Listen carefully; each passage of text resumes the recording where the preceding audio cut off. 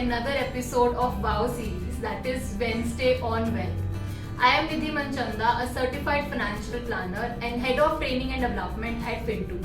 Retirement goal is a goal which is very crucial, and I would suggest that everyone should start investing for retirement early so that you can create the desired corpus. In today's video, we will compare the most common investment products for your retirement, that is EPF and PPF. Also, both these options are most popular tax saving options. If you are not sure as in which one is better for you, then stay tuned in this video as we decode the same here.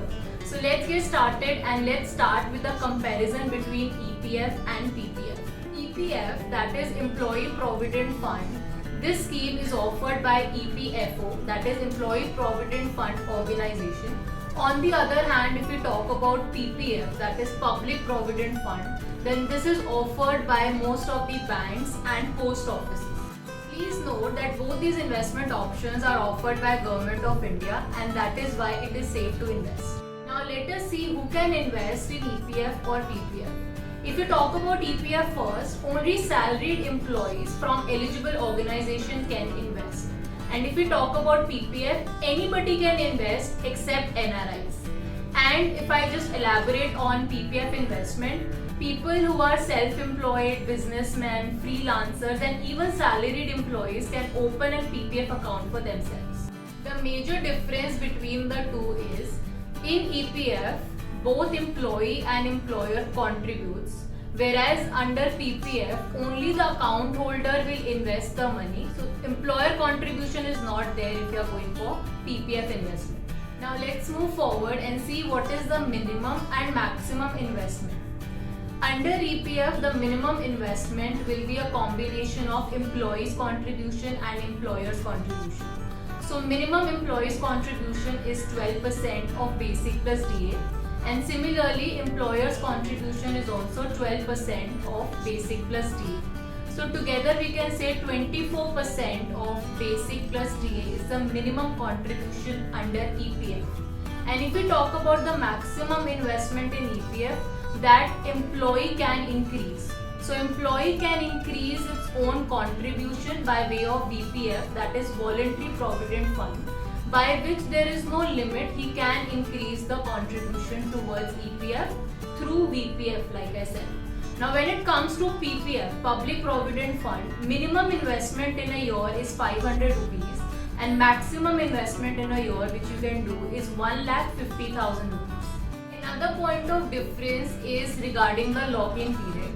If we talk about EPF, then your money will be locked in till retirement or in case you resign. And if we talk about Public Provident Fund, then the tenure is 15 years, which you can extend in the block of 5 more years. So let's say if you have a tenure of 15 years, once your PPF account matures, you can extend it for another 5 years, and after that another 5 years, and it keeps on going. So there is no limit on the number of extensions as such. Now let us talk about if you can withdraw from these accounts prematurely. So yes, premature withdrawal is allowed in both the cases.